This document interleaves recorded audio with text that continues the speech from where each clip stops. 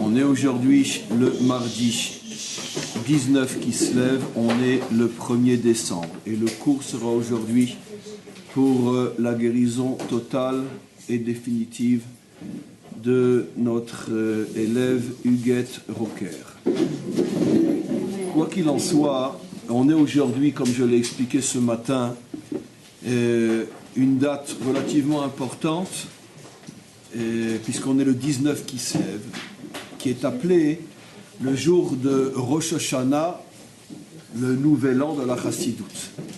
Nouvel an, je préfère traduire le jour où véritablement la Chassidoute a commencé à se dévoiler dans le monde.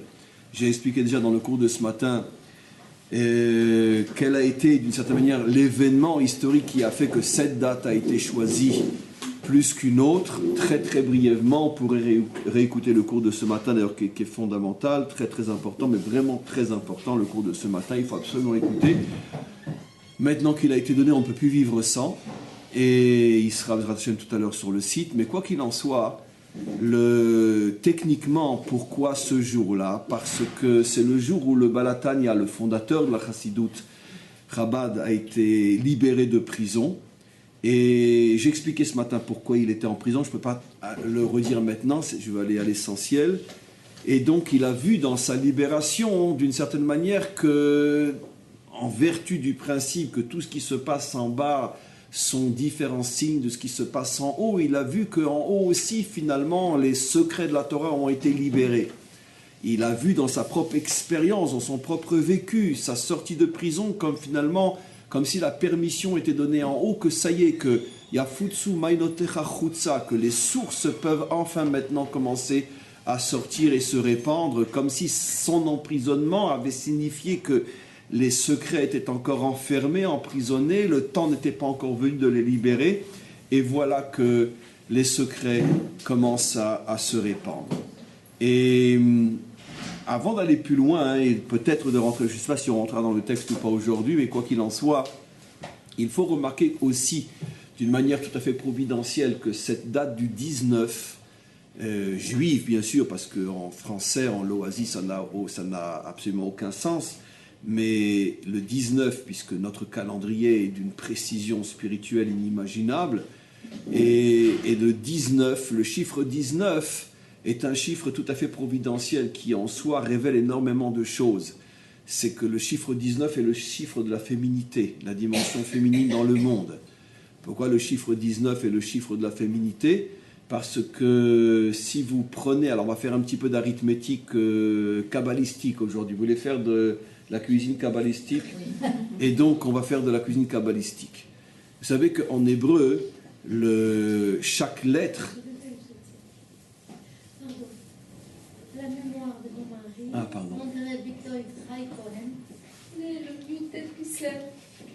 Alors le cours est aussi à la mémoire de votre mari, né le Yutel Kislev, qui s'appelait André Chai Cohen. Voilà.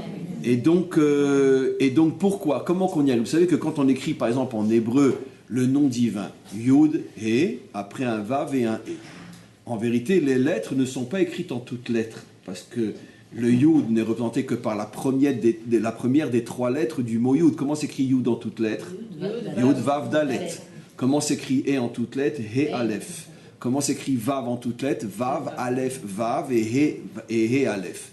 Donc si vous écrivez le nom divin en toutes lettres, vous arrivez à la valeur numérique 45, qui est la même valeur numérique que Adam, valeur numérique 45. Et qu'est-ce qu'il y a à l'intérieur de l'homme? On ne va pas faire un cours sur Shlom Bayit, je vous promets. Qu'est-ce qu'il y a à l'intérieur d'un homme? À l'intérieur d'un homme, qu'est-ce qu'il y a? Il y a une femme. Ça veut dire que la femme est pour l'homme ce que l'âme est pour le corps. Ah, c'est pas mal ça. Il y a que chez moi vous entendez des trucs pareils. C'est pour ça qu'il faut venir. Parce qu'au moins vous savez quelle est votre place. Très bien. Et je vais vous le prouver, même dans le nom lui-même. À l'intérieur de chaque homme, il y a une femme. Pourquoi à l'intérieur? Kol kvoda bat meler pnima. Quelle est la place de la fille du roi à l'intérieur? La fille du roi, c'est bien sûr la femme juive. Qui se trouve à l'intérieur. À l'intérieur de quoi? À l'intérieur de son mari. Très bien.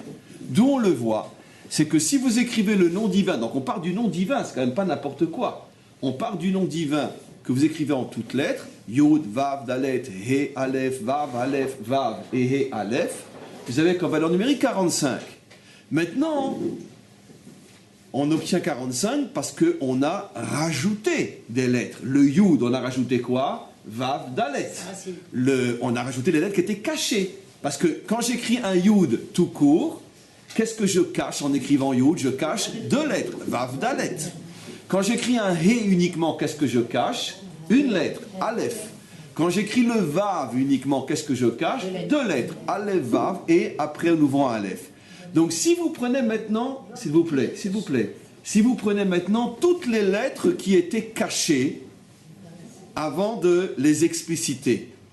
Donc les lettres cachées, je répète, étaient un Vav Dalet, étaient un Aleph, étaient un Aleph Vav et un Aleph. 6. Vous prenez la valeur numérique 18. et vous trouvez 19. 19, qui est la valeur numérique de Chava. Qu'est-ce qu'il y a à l'intérieur de Adam? Il y a Chava. C'est incroyable. Rien que si on est juif, rien que pour ça, ça suffit. Et c'est loin d'être rien que pour ça. Mais vous avez vu la grandeur, la puissance de la Torah? Vous prenez le mot Adam. Qu'est-ce qu'il y a à l'intérieur du mot Adam? Chava. 19. 45 Adam. Les lettres intérieures qu'on a dévoilées, qui étaient cachées, valeur numérique 19. Ce qui prouve bien donc que quoi? Que la féminité est l'intériorité de l'homme. La femme est l'âme, l'intérieur de l'homme. Alors, bien sûr, qu'est-ce que ça veut dire? L'âme en général? Comment? L'âme en général est féminine, donc? Oui, d'après ce qu'on explique, oui, mais c'est ce qu'on va expliquer. Qu'est-ce que c'est justement la féminité? Donc, on voit donc ce rapport absolument incroyable entre Chava, valeur numérique 19, qui est l'intériorité de Adam, valeur numérique 45, et on trouve donc le même rapport que l'âme et le corps. L'âme est cachée à l'intérieur du corps. Et c'est aussi la date qui a été choisie pour le commencement du dévoilement des sources de la Chassidut dans le monde. Et donc, ce dévoilement-là commence quel jour? Le 19. 19, l'intériorité, Chava, à l'intérieur de Adam. Alors bien sûr, il y a forcément un lien, il y a forcément une raison pourquoi c'est le 19 qui a été choisi. Alors c'est ce qu'on est en train de commencer à expliquer. De la même manière que Chava, qui est féminine, se cache à l'intérieur de Adam, de la même manière, cette partie de la Torah est une partie cachée qui se trouvait à l'intérieur de la Torah, et c'est le 19 qui se lève pour bien nous faire comprendre qu'il s'agit d'un dévoilement qui vient de l'intériorité, de la profondeur caché à l'intérieur de la Torah. À ce moment-là, le Rosh Hashanah est fixé, lui aussi, un 19. Et d'ailleurs, c'est intéressant, parce que comment s'appelle effectivement la Chassidut? Ma'ayan.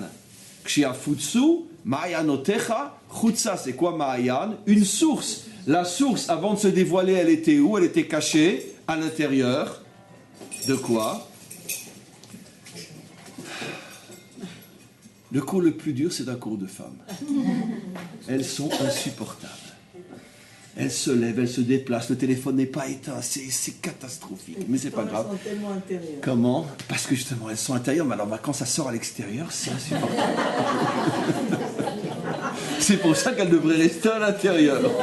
On y va.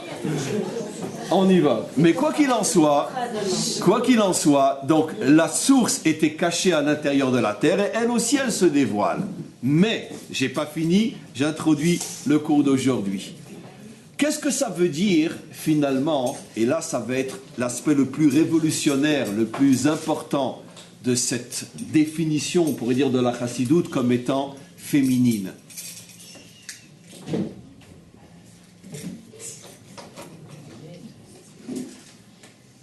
J'attends que vous arriviez à faire du bruit. J'arrive pas à faire mon cours. C'est dommage parce qu'on est en direct, on est enregistré. Il y a des milliers de personnes qui vont devoir supporter ce que je vis. Mais c'est pas grave, on continue.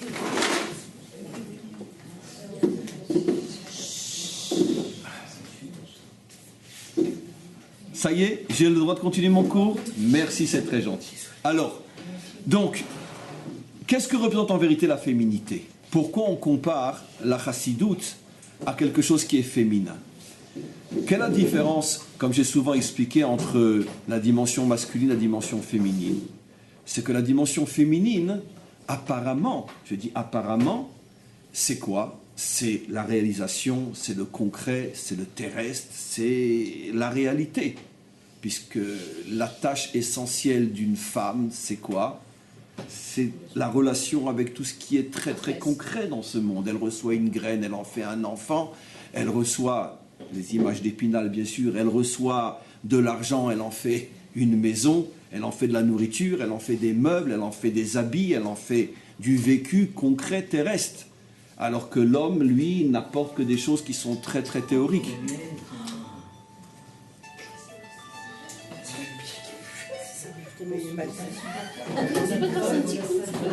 C'est un tikkun, mais ça reste quand même insupportable. Éteignez votre téléphone, s'il vous plaît. Vous êtes poli encore. Comment? Ah, je suis très poli, mais ça c'est mon tikkun.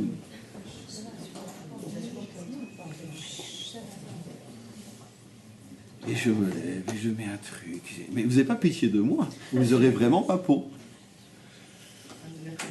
Comment? Ah, vous ne savez pas les efforts surhumains que je dois faire pour ne pas me lever et quitter la salle. Un jour je le ferai, que ça vous rendrez compte ce que vous faites à un rave. Comment? D'abord, on va maintenant, à partir du mardi prochain, à 10h, on ferme les portes.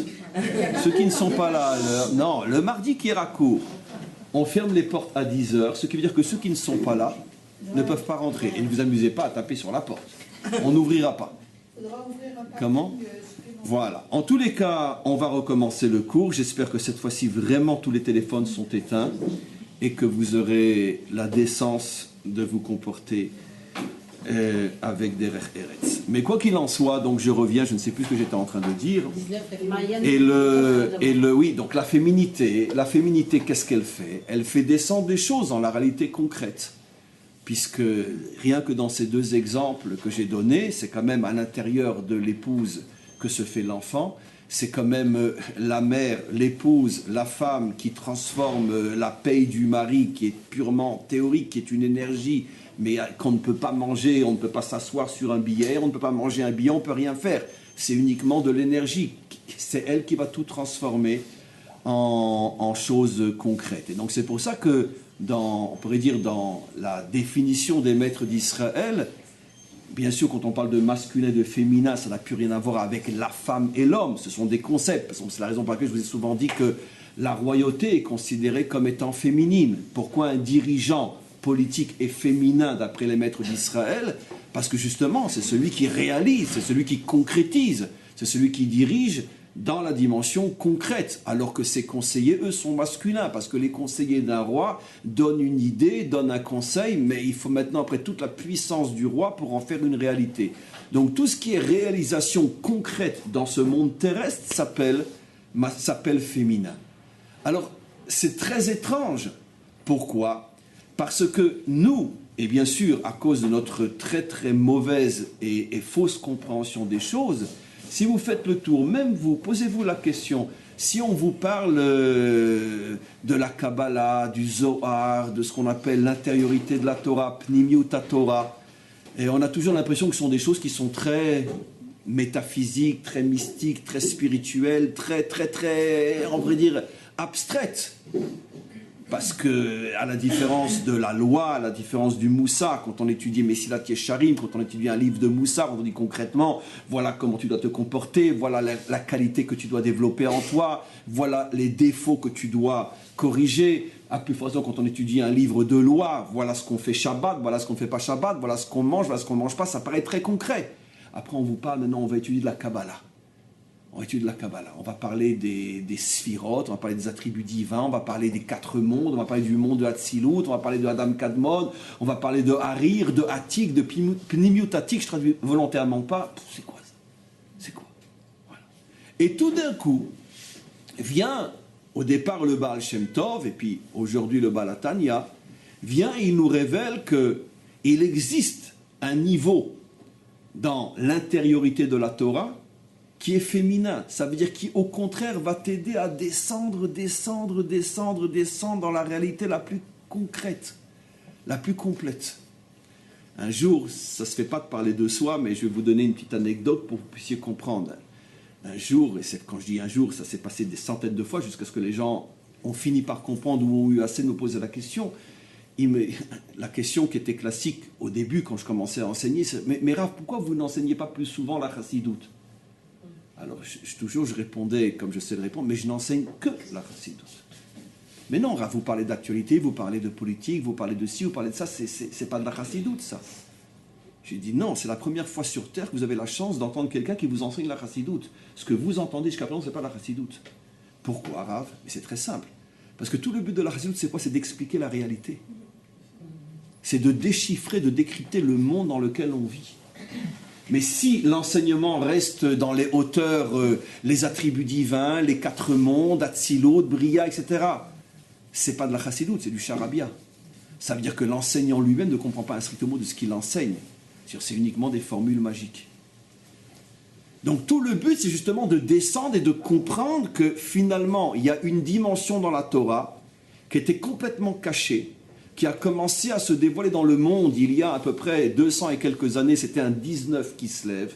Et pourquoi la Providence a voulu que ce soit un 19 qui se lève? Parce que justement, allait se dévoiler la véritable féminité de la Torah. La féminité, c'est-à-dire cette lumière qui permet justement de faire descendre la Torah dans les aspects les plus concrets, les plus terre-à-terre, jusqu'à expliquer un événement, une actualité, une prise de position politique, etc. Et tout ça relié à une prise de conscience, à une compréhension très très profonde de la Torah. Et c'est la raison pour laquelle vous verrez que généralement et durant toute l'histoire, la Torah a toujours été complètement coupée, c'est-à-dire les enseignants et les enseignements de Torah ont toujours été complètement coupés de la réalité. Est-ce qu'on imaginait il y a 20 ou 30 ans ou 50 ans ou il y a 60 ans, 100 ans, tout d'un coup un maître de Torah interprétait l'actualité en fonction de la paracha de la semaine? Ça paraissait non seulement impensable, mais ça paraissait même, on pourrait dire presque même de l'hérésie, voire de la profanation de la Torah. Combien de fois, ça remonte à des années, parce qu'encore une fois, depuis les gens ont compris ou se sont fatigués de critiquer, mais combien de fois, il y a encore pas mal d'années, on entendait les critiques dire « Mais vous n'avez pas honte, c'est un sacrilège, une profanation de la Torah. Comment vous osez, dans un enseignement de Torah, prononcer le mot Obama ou Hollande ou Bibi, etc. Vous profanez la Torah. » Pourquoi? Parce que ce qui est aujourd'hui devenu pour nous une évidence, il y a encore quelques décennies, ce n'était pas encore évident. C'est-à-dire que la Torah s'occupe de choses spirituelles. Qu'est-ce que la politique ou l'actualité ou l'économie ou le social, le conflit israélo-palestinien, la guerre en Syrie, qu'est-ce que ça a à voir avec la paracha de la semaine? Mais pourquoi? Parce que justement, on était dans une situation encore, malgré que la source avait déjà commencé à se dévoiler, mais au fur et à mesure qu'elle se dévoile, vous savez, une source, elle donne d'abord un ruisseau, puis après un ruisseau donne une rivière donne un fleuve, et le fleuve donne un océan. C'est-à-dire que la source ne la connaissent que ceux qui font une randonnée très longue et très difficile en montagne, ils trouvent la source. Mais c'est quoi? C'est 2, c'est 3 personnes. Le ruisseau, un peu plus de monde peut le voir. La rivière, c'est déjà un peu plus. Le fleuve, c'est déjà... La mer, tout le monde voit la mer. Et donc de la même manière, cet aspect de la Torah qui a commencé à se dévoiler il y a à peu près 200 ans, un peu plus, un 19, une féminité, va en se transformant en ruisseau, rivière, fleuve, jusqu'à ce qu'on arrive à cette promesse des prophètes qui disent qu'au moment de la délivrance, la Yam HaChochma, que l'océan de la sagesse remplira le monde. Et l'océan de la sagesse fait allusion justement à cette dimension de la Torah, où on ne peut plus concevoir d'étudier et d'enseigner la Torah autrement que comme étant un décryptage du monde dans lequel tu te trouves. Parce que si la Torah reste quelque chose de marginal, c'est pas la Torah, c'est de la religion, ça n'a rien à voir avec ce qui était l'intention du maître du monde au départ. Donc, encore une fois, il faut comprendre que quand on parle de chassidoute, en tous les cas tel que moi je la comprends et tel que je vous l'enseigne, quand on parle de chassidoute, il ne faut pas voir quelque chose qui est « ouh là là, c'est dans les mondes supérieurs, c'est abstrait, de quoi il va nous parler ?» En vérité, la chassidoute, on l'enseigne sans même se rendre compte qu'on est en train d'enseigner la chassidoute. À chaque fois que tu es capable de donner des enseignements qui vont construire quelqu'un dans sa vie individuelle, dans les détails les plus concrets, les plus subtils et les plus aussi matérialistes de sa vie, à titre individuel ou à titre global, quand il s'agit d'une nation, quand il s'agit de l'histoire, de la même manière, à ce moment-là, tu es véritablement en train d'enseigner la chassidoute. Donc ça, c'était pour la longue et fastidieuse introduction. Et maintenant, on va rentrer dans le sujet vif. Et vous allez voir comment, dans ce texte-là que j'ai choisi, qui en vérité est d'une manière plus que providentielle, plus ou moins les passages qu'on étudie régulièrement chaque mardi, on est dans le chapitre 6. Et vous allez voir que c'est vraiment la page 158 en face, P. Et donc, regardez, Perek Vav. Ve'ine, sache, Shem Elohim, que le nom d'Elohim, ou Shem Midat HaGvura, c'est le sujet du cours de la semaine dernière. Shem Midat HaGvura, comment non, mais pas ce texte-là. On a lu le même mot, mais un petit peu avant. Donc, le Shem Elohim, c'est Midat HaGvura. On avait expliqué justement la semaine dernière, Midat HaGvura, c'est la mida de la qualité de la rigueur, de la force, de la puissance. Et à chaque fois que dans la Torah apparaît le mot Elohim, ça fait allusion à un dévoilement de force, de rigueur, de puissance, vers tzimtzum et de contraction. Oui, parce que quand une personne fait un effort, elle est obligée de se contracter. Quand tu veux soulever quelque chose de lourd, qu'est-ce que tu fais ? Tu te contractes, forcément, tu contractes ton corps, tu contractes ton muscle, et tu ne peux pas comme ça soulever quelque chose qui est difficile. Donc il y a une contraction, l'effort nécessite une contraction, ne serait-ce que de se lever du lit quand le réveil sonne, tu as besoin d'une contraction, d'un effort. Je pense que la meilleure traduction en hébreu, en français moderne, tzimtzum, c'est un effort. Velachen, et donc, ou gamken begematria ateva. Et donc c'est la raison pour laquelle le mot Elohim, ça vous l'avez déjà entendu des milliers de fois, a aussi pour valeur numérique ateva qui veut dire la nature. Donc la nature, le monde qui nous entoure, le monde bien concret, bien matérialiste, bien physique. Ce monde, et quand on parle du monde, on ne parle pas uniquement bien sûr du bois, on parle le monde, les événements, l'histoire, c'est ça la teva. Teva, c'est toute l'existence telle qu'on la perçoit à un premier niveau, telle qu'on la vit, telle qu'on la subit, telle qu'on la traverse. Et qu'est-ce que cela veut dire ? Les fiches mastira or chez les maala, parce que la teva, elle cache la lumière d'en haut. Ameave ou mechaye haolam, cette lumière, cette énergie, ça c'est le cours de la semaine dernière, qui permet à ce monde d'exister. Venire, et à nos yeux, on a l'impression que quoi ? On a l'impression que le monde a sa propre autonomie, que tout fonctionne d'après les règles et les lois de la nature. Veshem Elohim, alors jusqu'à présent il n'y a rien de nouveau, ces notions-là, pour celles qui me suivent depuis longtemps, vous les connaissez. Mais là, l'aspect le plus important, c'est ici. Encore quelques mots et on va arrêter le texte pour l'instant. Veshem Elohim, et Shem Elohim, le nom Elohim, ou Magen, est en vérité une protection. Venirtak, Magen, un bouclier. Nirtak, une protection. L'Eshem Havaye, c'est le bouclier de l'autre nom divin qui est le nom Havaye, Yudke Vavke. Le'alim Haor, parce que cette protection du Shem Elohim permet donc de cacher la lumière. Ve'achayut, et cette énergie. Animshar et Mishem Havaye, qui sort du nom Havaye et qui, s'il n'était pas filtré, ce nom-là, à ce moment-là, qu'est-ce qui se passerait ? Ou Me'ave Me'ain Leyesh, parce que comme on a expliqué encore une fois la semaine dernière, cette énergie qui sort du nom Havaye, c'est ce qui permet de faire sortir l'existence, le Yesh, à partir du Haïn, à partir du néant. Chez Loïd Galel et Nivraïm, mais il ne faut pas que ça se dévoile, ça, aux créatures. Veibatlou bemitsiut, sinon elles vont perdre toute leur consistante, toute leur réalité, toute leur existence. Point. Alors, c'est bien sûr très compliqué, mais vous allez voir que c'est extrêmement simple.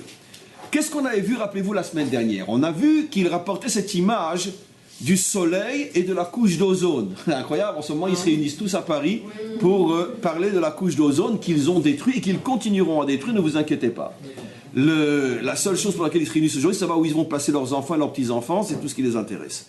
Mais quoi qu'il en soit, il y a des milliards et des milliards en jeu, vous croyez que l'industrie va s'arrêter? Mais peu importe, c'est pas le sujet. Mais donc, ce cours parle exactement de ce pourquoi ils sont réunis aujourd'hui à Paris.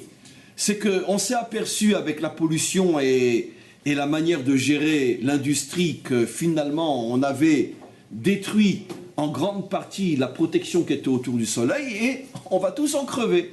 Pourquoi? Parce que c'est toutes les maladies, les pires, et qu'on ne connaît pas encore, qui s'annoncent par le fait qu'il n'y a plus de filtre entre l'énergie et notre peau et notre corps et notre monde et la nourriture qu'on va manger, etc. Bon. Que Dieu les aide à ce qu'on puisse s'en sortir. Mais quoi qu'il en soit, il faut savoir, on l'a vu la semaine dernière, que nos maîtres avaient déjà prévu cela il y a des millénaires. Vous imaginez, il y a plus de 2000 ans, un texte du Talmud qui dit qu'un jour viendra où les méchants seront punis lorsque le soleil sortira de sa protection. On l'a lu la semaine dernière. Vous imaginez un texte pareil, mais comment ils pouvaient savoir qu'il y avait une protection autour du soleil? Comment il pouvait imaginer que l'homme, en tirant au lance-pierre, il allait casser cette protection? Nos maîtres étaient des prophètes. Ils voyaient à l'avance tout ce qui allait se passer. Aujourd'hui à Paris, on est en train de concrétiser ce qui a été annoncé dans le Talmud il y a plus de 2000 ans. Un jour viendra où le soleil sera sans protection. Bon, ça c'est l'aspect technique et physique des choses. Mais le Tanya a expliqué qu'en vérité, bien sûr que le monde d'en bas n'est que le reflet du monde d'en haut, et dans le monde d'en haut, il y a aussi un soleil protégé, et malheur à nous si jamais on casse cette protection. Et on peut la casser, parce que si on peut la casser en bas, on peut aussi la casser en haut. Et comment? Qu'est-ce qui se passe? On va voir tout de suite. Alors d'abord, c'est quoi ce soleil en haut? C'est le Shem Havayé.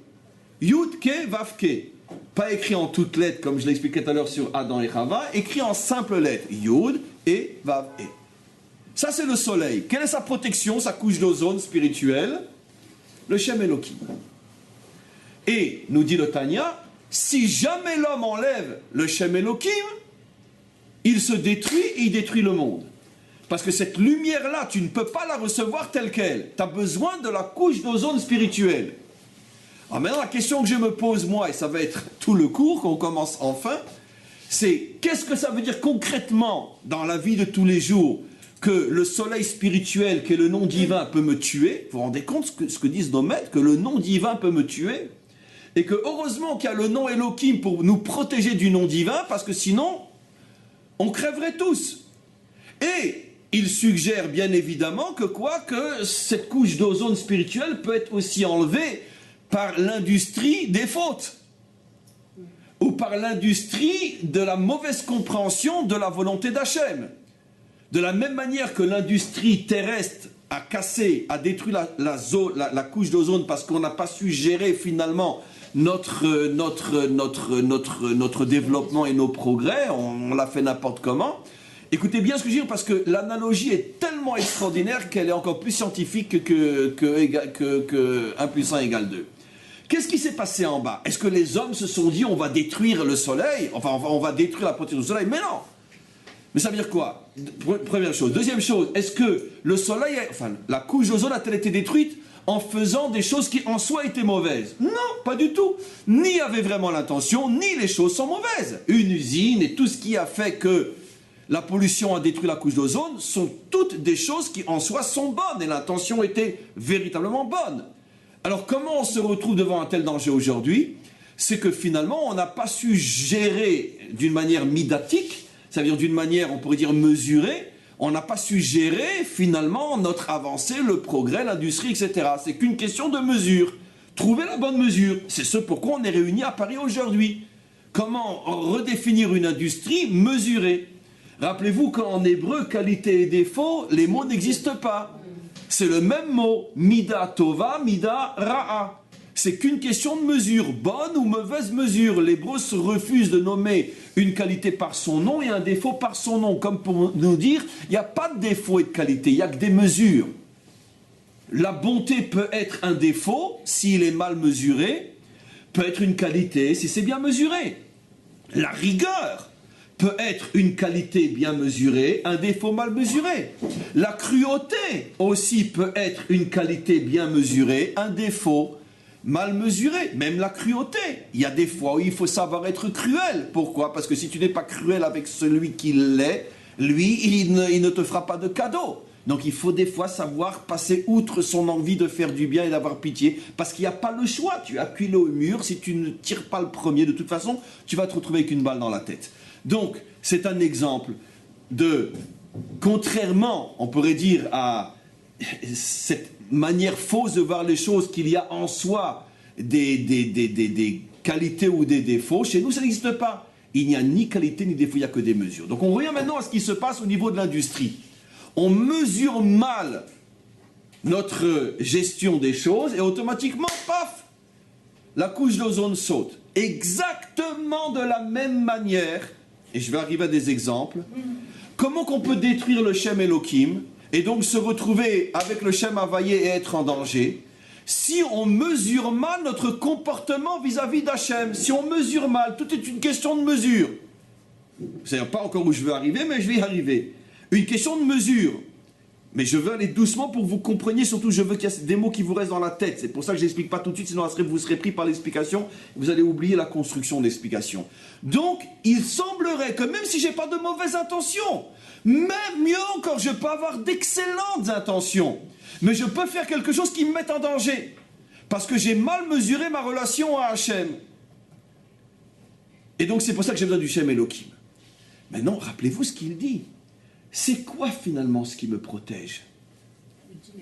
Elohim, mais c'est quoi Elohim? C'est Ha-Teva. Le monde matériel, la Teva, c'est ce qui me protège. C'est ce qui me protège d'une relation non filtrée avec Havayé. Je vous pose la question, dites-moi. Je rentre maintenant directement dans le vif du sujet. Sujet connu, on en a déjà parlé 1000 fois, mais aujourd'hui d'une manière un petit peu nouvelle, avec une approche un petit peu différente. Quelqu'un, là, nous, est malade. Alors, je vous pose la question. Supposons que ça soit un très grand croyant qui mérite vraiment que Hachem l'écoute par ses prières, par ses ma'asim tovim, par ce qu'il va faire, etc. Et il dit, moi je ne vais pas aller voir un médecin, je ne vais pas prendre de médicaments, moi je vais maintenant faire tous les jours, tous les Tehillim, du début jusqu'à la fin, ça va me prendre 2 heures, plus je vais consacrer, allez, je vais prendre une somme très importante, 10 000 € à la Tzedaka, et je vais faire plein de bonnes choses. D'accord? Et Hachem va me guérir. Très bien. Je n'ai pas fini. Un autre cas, quelqu'un qui n'est pas à ce niveau, qui, bon, on sait très bien que soit parce qu'il ne s'imagine pas qu'il a cette force, soit parce qu'il n'y croit pas trop, bon, je veux dire, un petit Tehillim par-ci, par-là, ça ne fait pas de mal. Et une petite Tzedaka, ça n'enlève rien non plus. Mais d'un côté, je vais investir dans les meilleurs médecins, dans les meilleurs médicaments, et je vais y aller. Lequel des deux est, à votre avis, celui qu'Hachem préfère? Le deuxième cas. Mais évidemment, si je pose la question, alors là, évidemment, vous me connaissez trop. Parce que je ne sais plus comment tricher avec vous. Il faut que je fasse plus sérieux. Celui qui va faire la mesure entre les deux. Bon. Entre les deux, je ne dis pas que les deux sont parfaits. Je dis entre les deux, je préfère le deuxième. Pourquoi? Parce que c'est ce que mon maître aussi préfère, comme il est en train d'expliquer. Moi, je pense comme mon maître. Et pourquoi? Pourquoi je préfère le deuxième? Parce que le premier se met énormément en danger, et si jamais ça marche et qu'il devient un exemple, il met aussi les autres en danger. Le premier, il est en train de s'attaquer à la couche d'ozone. Il est en train de s'attaquer au Shem Elohim, à la Teva. Je n'ai pas besoin de la Teva, moi. Pas besoin de la nature. Moi, directement Havayé. Mais je ne sais pas si vous vous rendez compte ce qu'il y a d'absolument fou et de révolutionnaire dans ce texte-là. Ce texte-là est en train de nous dire que ce qui nous protège de la destruction, on va voir de quel genre de destruction il s'agit, c'est justement la Teva. Hachem a créé un monde qui t'oblige à passer par des voies naturelles, parce que si tu ne passes pas par des voies naturelles et que tu pourrais obtenir, je ne dis pas que tu ne puisses pas obtenir, on peut détruire la couche d'ozone aussi, mais si tu te mets en tête de passer par des voies non naturelles, représentées par le Shem Havayé, Puisque le Shem Elohim, c'est Dieu qui se manifeste selon, en respectant et au travers des lois de la nature. Évidemment qu'on sait tous que si le médicament soigne, c'est parce que c'est Hachem qui l'a créé, le médicament. Donc ça revient toujours à Hachem. Mais quoi qu'il en soit, même si ça revient à Hachem, tu es passé par des voies naturelles, parce qu'un médicament, tu lui dis pas « bonjour mon Dieu », d'accord? Tu ne fais pas modéani devant un médicament, sinon c'est de la modazara. J'ouvre une parenthèse. Vous savez que les idolâtres étaient des hyper-croyants, les idolâtres bibliques, ceux dont on parle dans la Bible. Combien de fois je vous ai raconté cette histoire extraordinaire? Je la répète parce que vous allez la réentendre d'une autre manière. L'un des rois les plus idolâtres bibliques s'appelait le roi Ménaché. Mais vraiment, mais alors, sa mère était une idole qu'il avait enfantée, presque. Dans son sang coulait l'idolâtrie. Et donc vraiment, la Torah dit c'est le plus terrible de tous les rois idolâtres qu'on ait jamais eu sur terre. Un descendant du roi David, Dafka. Et un jour, les maîtres du Talmud, le maître des maîtres du Talmud s'appelait Rav Ashi, a quitté ses élèves un soir et il leur a dit, bon, demain on se réunit, on va parler de Ménaché. On va parler de Ménaché. 1000 fois je vais raconter cette histoire-là. Non, c'est pas grave, vous avez oublié, tant mieux pour moi. Et donc, on va parler de Ménaché. Dans la nuit, le roi Ménaché vient et il lui dit, dis-moi, qui tu es toi pour m'appeler Ménaché? Qui t'es toi? Je t'appelle Ashi, moi, Rav Ashi. Je t'appelle Ashi et je t'appelle Rav Ashi. Tu dois m'appeler Adonenu, Malkenu. Ménaché, Améler Ménaché. Et l'autre, il ne se laisse pas démonter. Il lui dit, mais attends, mais qui tu es toi pour que je t'appelle le roi? Mais tu n'as fait que des fautes. Tu as fauté, tu as fait fauter. Bon, très bien. Il dit, bon, pose-moi une question de Torah. Je ne vais pas expliquer cette histoire en profondeur, juste là où ce qui m'intéresse. Le roi dit à Rav Ashi, pose-moi une question de Torah. Et il dit, pose une question de Torah à laquelle lui-même, le maître, n'avait pas de réponse. Il dit, si moi je n'ai pas de réponse, il va avoir une réponse. Il dit, voilà, comment tu réponds à ça? Paf, il lui trouve la réponse. Oh, l'autre, il est comme ça, il dit, mais alors, attends, je ne comprends pas. Il dit, mais alors, mais si tu es tellement grand en Torah, pourquoi tu as fauté comme ça? Il lui a répondu, espèce d'andouille. Si tu avais vécu à mon époque, tu aurais relevé le pan de ta robe pour courir encore plus vite que moi pour arriver le premier de prosterner devant l'idole. Le lendemain, il est retourné à la yeshiva, il a dit, mes élèves, aujourd'hui, on va parler de notre maître, le roi Ménaché. Une histoire de fou. Une chida stouma, comment on dit une chida en français? Non, pas une devinette. Une énigme complètement fermée. Qu'est-ce que c'est cette histoire de fou? Les commentaires expliquent pour nous faire comprendre qu'en vérité, ne croient surtout pas que l'idolâtrie biblique, celle dont parle la Torah, et surtout celle qui concerne les Juifs, c'était ce qu'on voit aujourd'hui, ils se prosternent devant une vache ou devant une statuette, etc. Mais non, c'était un excès fou de religiosité. Mais ça, on ne peut pas comprendre ce que ça veut dire parce que, justement, on ne vit plus dans ce contexte-là. Les hommes avaient tellement conscience que Dieu est partout, qu'ils le vénéraient partout. Ça veut dire, merci médicament, merci de m'avoir soigné, merci. On lui a apporté une offrande au médicament. Pourquoi? Mais ce n'est pas une erreur. C'est vrai qu'il y a une énergie divine dans le médicament, c'est vrai. Mais chez eux, c'était tellement excessif, ils voyaient tellement Dieu partout qu'ils le servaient partout. Pourquoi malgré tout c'est de l'idolâtrie? Alors pourquoi c'est interdit puisque c'est vrai? Justement, c'est tout le cours. Parce que si Dieu voulait se montrer, eh bien, il se montrerait. S'il a créé la teva, la nature, à l'intérieur de laquelle il se cache, c'est qu'il n'a pas envie que tu lui dises bonjour à cet endroit-là.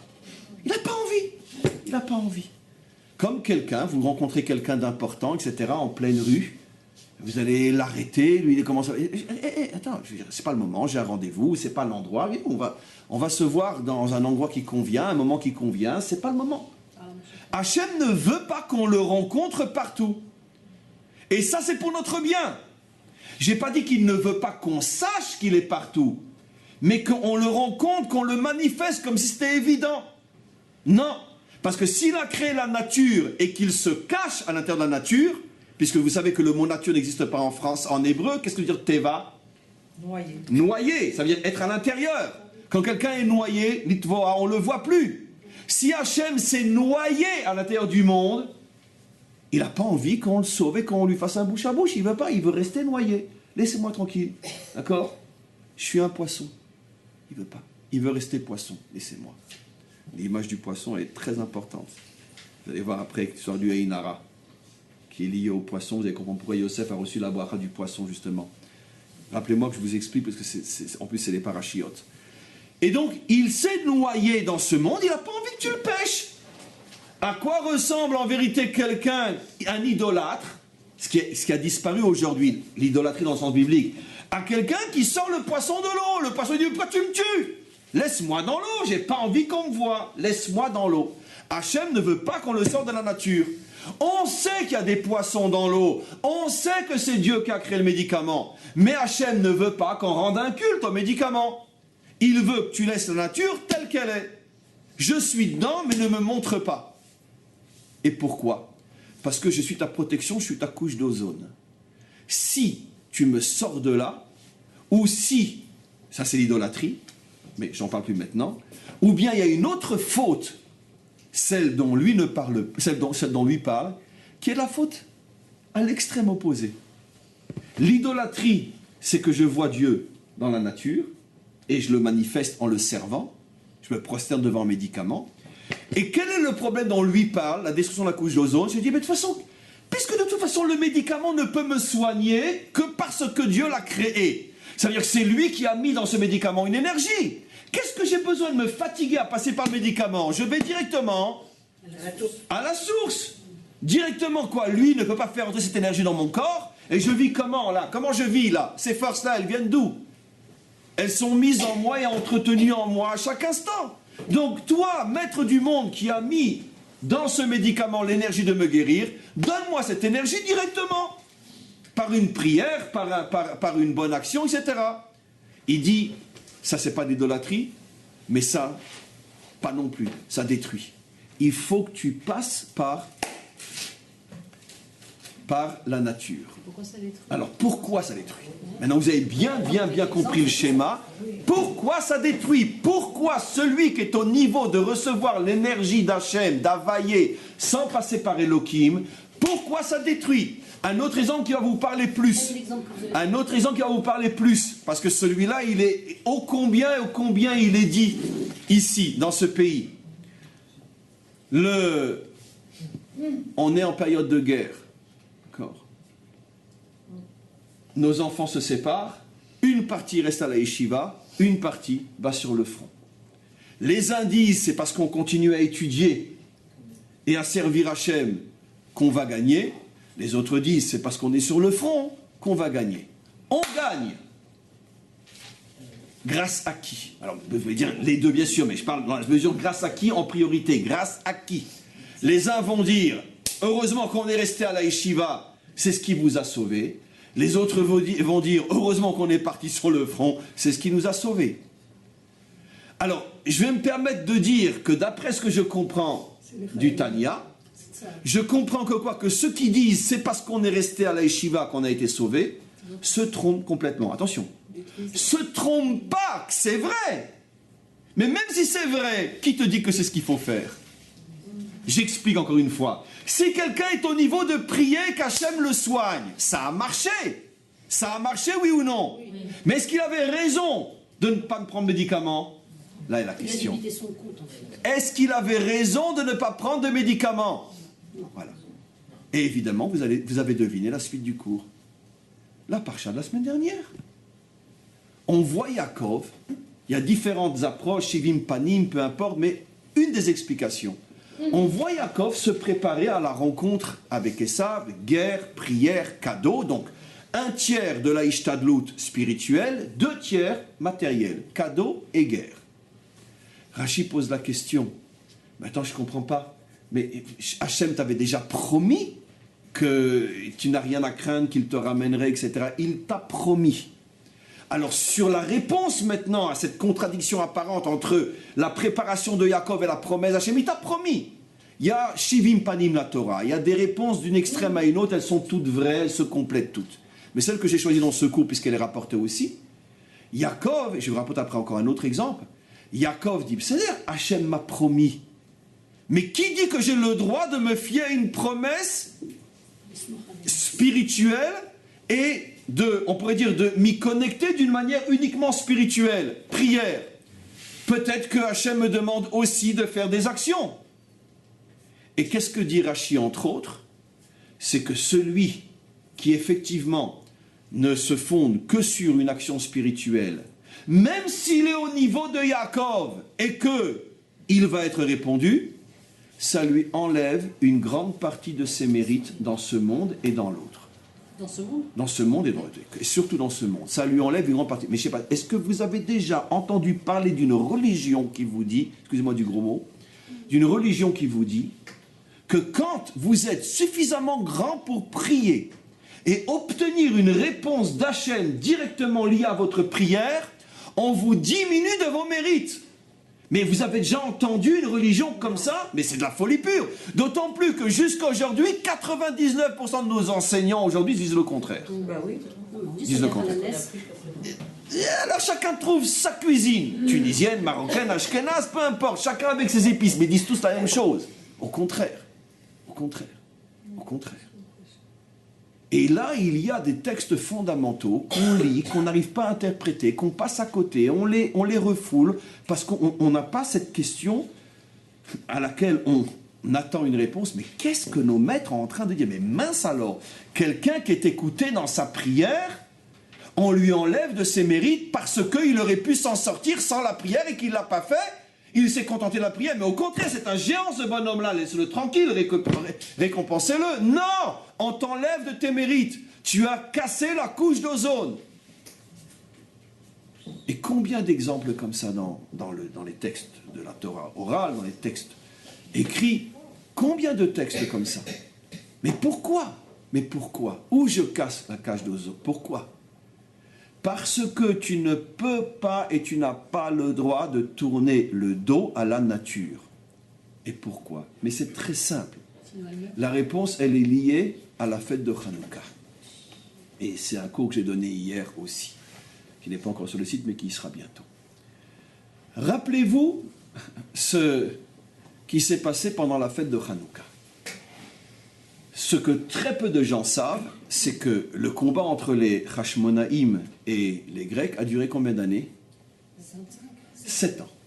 7 ans de guerre où ils se sont battus à 1000, 2000, 3000 au maximum contre des armées de 50 à 60 000 personnes. Avec des archers, des chevaux, des éléphants aussi, etc. Donc une armée redoutable qui avait mis à genoux le monde entier. Une poignée de quelques milliers d'hommes qui en plus sont pour la plupart des Kohanim au niveau des chefs, donc des gens pas du tout préparés à se battre, les Kohanim c'est pas leur truc, d'accord, et qui arrivent à mettre à genoux l'armée la plus puissante du monde. 7 ans de guerre, vous imaginez, c'est quand même, voilà. Et à la fin des 7 ans de guerre, les chefs de l'armée, la famille des Maccabim, rentrent au temple pour le purifier, ils cherchent une fiole, ils n'en trouvent pas. Et voilà que dans un coin perdu, ils arrivent à trouver une fiole que les Kohanim, avant que les Grecs rentrent pour tout souiller, sont arrivés à planquer dans un endroit, ils la trouvent, elle est intacte, elle est scellée, etc. Quand ils la trouvent, c'est déjà en soi un miracle. On va pouvoir au moins un jour allumer le chandelier d'une manière pure. Et un deuxième miracle, c'est que ça va durer pendant 8 jours. Maintenant, je vous pose la question, écoutez-moi bien. À l'époque, il y a presque 3000 ans, combien de personnes ont été témoins dans le peuple juif des miracles incroyables de cette guerre qui a duré 7 ans? Tout le monde, hommes, femmes et enfants, ils étaient tous concernés. Au moment du miracle de la fiole, combien de personnes sont concernées? 3, 4, ceux qui étaient sur place. 5, 6. Puisque ça s'est passé dans le Echal, ceux qui ne sont pas Kohanim déjà ne rentrent pas. Donc il y avait quoi? 5, 6, 7 Kohanim. À cette époque-là, il y a des journaux, il y a la presse, il y a Internet, il y a SMS, il y a WhatsApp, il y a une manière de faire savoir à tout un pays, à toute une population ce qui vient de se passer devant les yeux de 4 ou 5 personnes? Non. Personne n'a vu, personne n'a entendu, personne ne sait. Personne ne sait. Ils ont trouvé la fiole dans le Echal, dans le Tamidai. Oui. Alors 4 Kohanim ont trouvé. Très bien, je veux dire, mais avec Kol Kavod, c'est d'air. Mais par rapport à ce qui vient de se passer pendant 7 ans, ouais. C'est quand même... en plus, je veux dire, ça ne concerne que ceux qui l'ont trouvé. Parce que je dirais les autres, même si après on va leur envoyer un SMS, on va leur dire, ouais, on a trouvé une fiole qui a duré 8 jours dans le temple. C'est-à-dire, 7 ans de gaz, ça leur est monté à la tête, les pauvres. C'est-à-dire, non, vous y croyez-vous? Ah oui, bien sûr, moi aussi j'y crois, mais moi je suis rabbin, c'est normal. C'est-à-dire, non, mais non, je ne dis pas que c'est pas vrai, chas v'shalom. C'est-à-dire, mais entre ça et 7 ans de guerre à 1 contre 100 et vaincre les armées, c'était pas Alexandre le Grand, mais une manière de parler, vaincre les armées d'Alexandre le Grand quand tu es une poignée de Kohanim, je veux dire, c'est quand même fabuleux. Aujourd'hui, faites le tour. Demandez à n'importe qui dans la rue. Le Nes de Hanouka, c'est quoi? La fiole. Personne ne sait ou ne se rappelle ou ne trouve bon de dire que c'est aussi 7 ans de guerre terrible. Et des victoires absolument incroyables. Heureusement qu'on en parle un petit peu dans la prière. À l'Anissim. Heureusement. Sinon on ne saurait même pas qu'il y a eu de la guerre et qu'ils ont. Et tout d'un coup, voilà qu'on commémore Hanouka avec une petite fiole. Dites-moi la différence simple, fondamentale entre le miracle qui a duré 7 ans, la guerre, et le miracle de la fiole qui a duré 8 jours, et ça fait 3000 ans qu'on nous saoule avec cette histoire de fiole. Quelle est la différence fondamentale entre... Les 7 ans, c'est Yudke Bavke. Non, simple, terre à terre, la différence. La première, c'est une doute, et la deuxième, c'est on a reçu gratuit. Bravo. 7 ans de guerre, c'est sûr c'est des miracles, mais avec un investissement de soi énorme. Et la fiole, c'est quoi? C'est du gratos où t'as rien à faire. Mais alors t'as rien à faire. Parce que même la trouver, c'est pas toi qui l'as faite cette fiole, c'est pas qu'ils ont trouvé des olives pures, qu'ils ont pressées, etc. Elle est là. D'accord? Il l'allume. Un enfant s'est allumé une fiole, et ça dure 8 jours, alors là t'es complètement out. T'as rien à faire. C'est un miracle absolu. C'est-à-dire une prise en charge totale d'Hachem. Maintenant écoutez, ça par contre je ne l'ai pas dit hier. Pourquoi ça se termine comme ça? Pourquoi après 7 ans d'investissement, ils ont ce miracle-là? C'est pour nous faire comprendre la chose suivante. N'a le droit de mériter une petite prise en charge d'Hachem que celui qui est capable de faire des efforts surhumains de lui-même. Mais venir directement et demander une prise en charge, il n'y a rien de moins juif que ça. Après 7 ans de guerre, après 7 ans de combat, Hachem leur dit, allez, maintenant je vais vous mettre la cerise sur votre gâteau. Allez, hop. Voilà. La cerise sur le gâteau. Maintenant, je vais vous faire quelque chose qui montre que j'étais toujours avec vous. Je vais vous dévoiler que j'ai toujours eu, parce que c'est vrai que quand Elazar, le frère de Yehuda Maccabi, il est passé sous l'éléphant pour faire tomber, il y avait au-dessus des archers, il y avait le roi Elias qui était là, enfin non pas le roi, c'était pas un roi, mais le général Elias qui était là, ils se sont dit on va faire tomber, c'était prévu que lui il fait tomber l'éléphant et après Yehuda il devait courir et couper la tête du général, et puis bon malheureusement ce qui s'est passé c'est que Elazar, il n'a pas eu le temps de se retirer et l'éléphant, il l'a écrasé. Quand Yehuda a vu ça, il a eu une tellement grande souffrance qu'il était paralysé, il n'a pas pu courir, et donc comme ça que le général a pu s'enfuir, et donc le plan est tombé. Mais je vous garantis, maintenant franchement, vous pensez que quand Elazar était sous l'éléphant, il était en train de penser au bon Dieu? Soyons raisonnables, d'accord. Il était en train de penser à l'éléphant. Je n'ai pas dit qu'il n'est pas croyant. Il n'était pas en train de penser au Dieu. Il est kol kulo investi dans sa ishtadlut. Et c'est pas grave de penser à un éléphant à la place de penser du bon Dieu. Parce que je veux dire, si tu es un kravi ou si tu es dans une saïrette, et puis que tu as 1 seconde, 0,03 micron de seconde pour faire ce que tu dois faire, et tu te trompes d'1 micron de seconde, t'es pris, et lo alenu, je veux dire que le bon Dieu, il se passera du fait que tu penses à lui à ce moment-là. Tu es kol kulo investi dans ta ishtadlut. Le maître du monde leur a dit, vous savez quoi, pendant 7 ans, vous n'avez pas beaucoup pensé à moi. Vous n'avez agi que pour moi. Mais vous ne m'aviez pas avec vous dans la ishtadlut. Vous êtes trop préoccupés, surtout la guerre. Puis quoi, en effet, c'est le moment où l'homme est le moins investi dans une autre pensée que lui-même et ce qu'il doit faire. Hachem leur dit, regardez, j'ai toujours été avec vous. De la même manière que dans ce miracle de la fiole, où il n'y a que moi qui agis, sachez que même quand vous ne me voyez pas, quand vous êtes entièrement investi dans la nature, dans la ishtadlut, je suis autant présent que dans cette fiole. C'était comme pour nous récompenser. C'était vraiment le baiser d'Hachem qui disait « Mes enfants, comme je vous aime. Et je vais vous le prouver que j'ai toujours été avec vous. Regardez cette fiole. » Maintenant, mais ils ne l'ont mérité que parce que pendant 7 ans, ils sont restés. D'accord ? C'est pour ça que je le dirais juste avec une toute petite parenthèse, c'est pour ça que oser dire, quand certains risquent leur vie et sont dans des conditions de pikoar nefesh concrets, réels, osez dire, oui, mais parce que nous, on est restés à l'Eshiva, c'est pour ça que vous avez gagné, osez le dire, mais c'est un crime. C'est un véritable blasphème. C'est la profanation du nom divin. Ouais, c'est absolument imaginaire. Pourquoi ? Parce que, s'il vous plaît, parce que tu peux dire, ça a aidé, ça a contribué, tu peux le dire. Mais dire, c'est parce que, pas de bruit, j'en supplie. C'est la négation la plus absolue de toute l'histoire de Hanouka. Toute l'histoire de Hanouka nous prouve le contraire.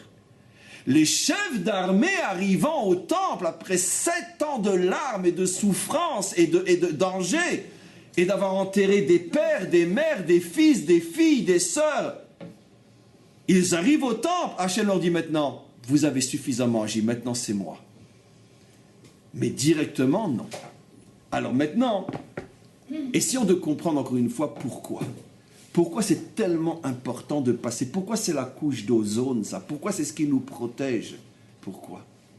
Mais parce que on revient toujours à la même idée. Une fois que je le dis, vous dites, mais c'est évident. On revient toujours à la même idée, mais des fois, il faut le redire d'une autre manière, et après d'une autre manière, 1000 fois d'une autre manière, pour arriver toujours au même résultat, qui est le fondement de tout. C'est que lorsque ça marche trop facilement et trop bien avec Hachem, tu finis par perdre l'essence et l'essentiel de ce qui fait de toi un homme. La dignité, le travail, l'effort personnel. Parce que, à partir du moment où tu viens avec une prière et que Hachem fait tout, c'est extraordinaire, mais qu'est-ce que tu as perdu, ta dignité d'homme? Ça devient de la prise en charge. Or, le monde, nous révèle le Ari HaKadosh, a été créé sur le principe du refus de la prise en charge. Au tout début du Etz HaChaim, le Ari HaKadosh, c'est pas son style, parce que tout son livre, le Etz HaChaim, c'est 1000 pages de Kabbalah pure. Il commence son livre en disant, et c'est vraiment presque de la provocation, tellement ça change de son style. Il dit, vous savez pourquoi Hachem a créé l'homme dans ce monde? Pour pas qu'il mange du pain de la honte. Et après commence un livre de 1000 pages qui parle que de Kabbalah. Et il commence son livre en disant, pour pas que l'homme mange du pain de la honte. C'est quoi le pain de la honte? Les commentaires expliquent. Tu es à la table de quelqu'un. D'accord? Même si c'est quelqu'un de très riche et qu'il va te gâter et te donner les meilleurs mets du monde, tout homme normal, au bout d'un certain temps, va dire, attends, je préfère mon crouton de pain dans mon HLM, mais pas les repas du roi Salomon dans ton château. Parce que à force, j'ai honte. La pire des choses qui puisse arriver à quelqu'un, c'est de s'habituer à cette honte, et puis la trouver normale, et puis en plus dire aux autres, mais viens toi aussi, et pourquoi tu restes chez toi, manger du crouton, il nous invite ici, on peut tous manger, on se sert, chacun il a le frigidaire pour lui tout seul. Et en plus ça devient même après un idéal. Mais vous ne vous rendez pas compte que la plupart des religieux ont transformé la honte en idéal? Ça veut dire que, c'est quoi transformer la honte en idéal? Ça veut dire considérer que quand Hachem te prend en charge et que tu fais le crédit de ton action personnelle, je n'ai pas dit d'une action spirituelle, une action spirituelle c'est encore la prise en charge. Parce que c'est évident que celui qui étudie pendant que l'autre est en train de voir la moitié de son unité tomber sous ses yeux, c'est évident que lui aussi fait une action. Mais tu oses mettre cette action au niveau de celui qui est à ce moment-là en train de vivre et de traverser ce qu'il est en train de traverser. Non, toi, c'est une action prise en charge. Pourquoi? Parce que tu espères que les mots que tu dis, tu penses que ces mots-là sont des missiles envoyés sur... Mais d'accord, peut-être que c'est vrai.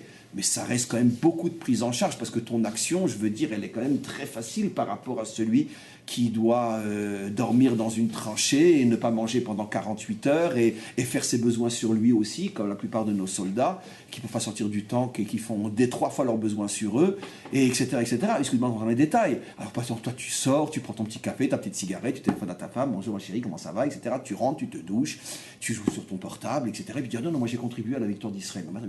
Jusqu'à quand on va se foutre de nous? Jusqu'à quand? Jusqu'à quand? Non. Et tout ça, d'où vient tout ce système-là? On a cassé la couche d'ozone. On n'a pas compris que Hachem a créé un monde matériel pour nous obliger à rentrer dedans. Pourquoi? Parce que c'est ce qui fait de nous des hommes. Alors maintenant, toute la difficulté est, on a encore quelques minutes, c'est où se trouve le juste milieu. C'est pour ça que tout à l'heure, vous avez hésité entre les deux, entre le deuxième. J'ai dit, je préfère le deuxième que le premier. Je n'ai pas dit que le deuxième, c'est aussi l'idéal. Où se trouve le juste milieu? Comment je dois savoir? Comment? Parce que si j'agis ou si j'agis pas, je prie pas, je vous rapporterai encore une fois de plus, parce qu'elle s'impose, cette histoire, vous connaissez des centaines de fois, je l'ai racontée, mais ça fait partie de mes histoires clés qui sont l'essence même du judaïsme authentique. Cette question que demandent nos maîtres sur 2 rois, le roi Ézéchias et le roi David. Lequel des deux était le plus grand? Le roi Ézéchias voit l'armée de Sanchériv arriver avec 80 000 officiers. Rien que les officiers, ils étaient 80 000. Imaginez-vous l'armée. 80 000 officiers qui siègent au pied de Jérusalem. Il voit ça, il dit, c'est impossible, on n'y arrivera jamais. Il rentre dans le temple et il dit, Hachem, Hachem, écoute, on est ton peuple, c'est ta ville, c'est ton temple. Débrouille-toi, fais quelque chose. Et il demande à Hachem d'intervenir. Il est tellement sûr que Hachem va intervenir, c'est ça la grandeur de Saïmouna, on parle d'un grand Mahamine, qui va dormir comme un bébé. Il prend sa tutute et il dort. Là. Le matin, il se réveille, c'est un ridouche, il est arrivé à dormir. Il ouvre la fenêtre, il n'est pas pressé, il sait ce qu'il attend. Modani le fanecha, etc. Il regarde s'il est toujours entier, parce qu'il aurait pu être poignardé pendant la nuit, oui, c'est vrai. Il regarde la fenêtre, et puis il voit des centaines de milliers de morts au pied de la muraille. C'est un texte dans la Bible. Pourquoi? Épidémie, un ange est venu, etc. D'accord? Il retourne au temple et il dit, merci Hachem, tu as fait ton travail. On continue. Et, demande nos maîtres, David, lui, toute sa vie, il était sur son cheval avec une épée à se battre. Et jamais, Hachem lui a fait le moindre cadeau. Ses ennemis, il ne les a vaincus que parce qu'il les a frappés avec son bras. Nos maîtres demandent lequel est le plus grand. C'est une question Ladinovitch, là, vous devinez la réponse. Que si on pose la question, c'est que forcément, la réponse est le contraire de ce qu'on va imaginer. Le religieux bête et idiot, qu'est-ce qu'il va dire? Le premier. Le juif authentique, il va dire le deuxième. Et c'est ce que disent nos maîtres. Pourquoi? Pourquoi le deuxième? Parce que être un homme qui toute sa vie agit avec la force de son bras, et malgré tout nous donner les Teilim, qui sont la plus grande de toutes les louanges reconnues par l'humanité tout entière, qui ont choisi ce livre traduit en toutes les langues, comme étant le livre de la prière, le livre d'un guerrier, d'un homme qui a passé toute sa vie sur un cheval. Vous avez vu Hiskiyahu nous a donné les Teilim, nous a donné quelque chose, lui? Mais non, il ne peut rien nous donner. Pourquoi? Mais lui, au contraire, si déjà, qui aurait dû nous donner les Teilim? C'est lui. Lui, puisqu'il est tout louange, Hachem a tout fait. Mais non! C'est pas une louange, c'est un blasphème. Pourquoi? Parce que la louange ne peut venir que d'un homme qui a fait et qui malgré tout est resté accroché de toutes ses forces à Hachem. Et ça, c'est sa grandeur. Malgré le fait qu'il fait, il n'oublie pas qu'il y a Hachem. Mais celui qui fait rien, évidemment qu'il sait qu'il y a Hachem. Évidemment. Comprenez? Quelle est la grandeur dans un autre cas? Je ne peux pas ne pas le dire, parce que je reviens toujours. Quelle est la preuve, d'accord, qu'une femme qui est à la maison, qui ne s'occupe que de sa maison et que de ses enfants, quelle est la preuve, la seule preuve qu'elle peut avoir qu'elle a vraiment un mari digne à ses côtés? Non, pas ma chérie, je t'aime, machin, etc. Ça c'est facile, ça c'est rien que pour avoir la paix. Donc, qu'elle envoie à étudier. Comment? Non, un signe de lui. Un signe de lui. D'accord, je l'aime, c'est pour avoir la paix, pour qu'elle gueule, c'est tout. Très bien. Quelle est la preuve? Alors, une des preuves, quand il revient à la fin du mois, d'accord, il revient avec son salaire et il dit à sa femme, Tu as bien travaillé ce mois-ci, ma chérie. Est-ce que tu peux me donner un petit peu d'argent de poche pour ce mois? Je suis très sérieux. Pourquoi? Parce qu'il sait ce que disent nos maîtres. En abracha metsuya betor beito shel adam ela bezchut ishto. Tout ce que je gagne, c'est grâce à elle. Et si, malgré que rien ne se voit, je lui dis, tu as fait de bonnes affaires ce mois-ci, est-ce que je peux prendre un peu d'argent de poche? S'il fait ça, c'est la preuve qu'il est capable de voir que l'invisible est la seule et unique et vraie réalité. Ça, c'est David. David fait tout, mais après il écrit les Téhilim et il dit à Hachem, c'est toi qui as tout fait. Quand tu fais tout toi-même et que tu dis à Hachem, c'est toi qui as tout fait, ça c'est un vrai gibor. Mais quand tu es pris en charge, c'est normal. C'est normal que tu reconnais. Il m'attribue ça, d'accord? Vous imaginez, comme c'est le cas souvent aujourd'hui, c'est l'homme, comme en Suède. Pourquoi ils sont tellement antisémites, les Suédois? Vous savez pourquoi? Je vous révèle le secret, c'est un fait de société. C'est pourquoi ils sont tellement antisémites? Parce qu'ils sont aujourd'hui à l'extrême opposé de la pensée juive authentique. Les femmes vont travailler, les hommes restent à la maison. Ils reçoivent la sécurité sociale et les allocations familiales. Et donc, et congés paternels, etc. Et comme il n'y a pas aujourd'hui un pays occidental qui a atteint l'extrême absolu contraire de l'identité juive authentique, c'est pour ça qu'ils nous haïssent tellement. Le phénomène, c'est pas comme tous les autres disent, parce qu'il y a tellement de etc. chez eux. Ça, c'est la conséquence. Mais la raison profonde, c'est parce que l'identité suédoise aujourd'hui est la négation la plus absolue de ce qu'Hachem a prévu dans ce monde. Et comment ça se fait que Ézéchiel, il a ouvert sa fenêtre, il a vu des morts à l'épidémie? Normalement, vous avez dit que si a remercié Hachem. On est en direct avec Hachem, oui. On est brûlé, on s'annule. Oui, absolument. Et quelle a été sa couche d'ozone détruite à lui? Bravo, heureusement que vous me le rappelez. Quelle a été sa couche d'ozone détruite? Nos maîtres disent, s'il n'y avait pas eu cette histoire-là, Hachem avait décidé d'en faire le Mashiach. Il a tout perdu, et le Ham Israël a tout perdu à cause de cette histoire-là. C'est qu'il a osé demander une prise en charge à Hachem. Pourquoi Hachem l'a écouté? Parce que Hachem a pitié de ses enfants. Hachem voit qu'il a un nul à la tête d'Israël, qui va dormir au lieu de se battre. Très bien, je ne vais pas, à cause de toi, perdre mes enfants. En plus, maintenant j'exagère, il n'est pas si nul que ça. C'est un géant sur le plan spirituel, puisqu'il a failli être le Mashiach. Mais quand il a fait ça, je lui ai dit, très bien, c'est pas grave. On est reparti pour 3000 ans. Et donc il a drôlement détruit sa couche d'ozone. C'est ce que dit Rashi la semaine dernière sur la Ishtadlout de Yaakov. Pourquoi Yaakov a fait Ishtadlout? Il avait peur de perdre tous ses mérites. L'histoire de Yosef. Comment? Avec Le poisson. Ah, L'histoire du poisson. ouais, mais il est très tard. L'histoire de Yosef, c'est exactement ça. C'est quoi l'histoire de se protéger du Ein Hara? Comment qu'on se protège du Ein Hara? Justement, en faisant, c'est marqué, Uberachticha bechol asher ta'ase. Écoutez-moi bien. Si quelqu'un veut perdre tout ce qu'il reçoit, le chemin le plus court, le plus direct, c'est de recevoir des choses d'une manière miraculeuse. Uberachticha bechol asher ta'ase. La asiya est une protection. Souvent, les gens disent, oh là là, c'est un vrai miracle. J'ai eu ci, j'ai eu ça, Méfions-nous de ces paroles qui ne sont pas juives du tout. Non. Parce que même si c'est vrai, alors, chut. Vous savez quand c'est qu'on dit Ein Hara? Voilà. Quelqu'un, il a travaillé dur, très dur, d'accord? Un petit peu selon le dicton américain. Comment qu'on devient, à part la mafia, comment qu'on devient milliardaire aux États-Unis, dit le proverbe, en faisant faillite 10 fois. C'est-à-dire c'est très fort, c'est très sage ce proverbe. C'est certainement pas français. Alors là, français, c'est le gratuit tout de suite, micro, très bien. Mais ça c'est américain, c'est pour ça qu'ils sont tellement forts. Comment on devient millionnaire en Amérique en faisant faillite 10 fois? Ça veut dire qu'il y a un effort à faire. C'est la traduction en anglais d'un passouk. Shiva yipol tzadik vekam. Avant de se lever, il faut tomber 7 fois. Eux, ils disent 10. Très bien. Ils sont un peu en avance sur nous. Mais, très bien. Donc, quelqu'un a sué, travaillé, et à la sueur de ton front, Bezat apecha tochal bolechem. Tout le monde croit que c'est une malédiction. À la sueur de ton front, tu mangeras du pain. Les gens n'ont rien compris. Le Hari Akadosh explique, dans l'écouter Hari, c'est une bénédiction.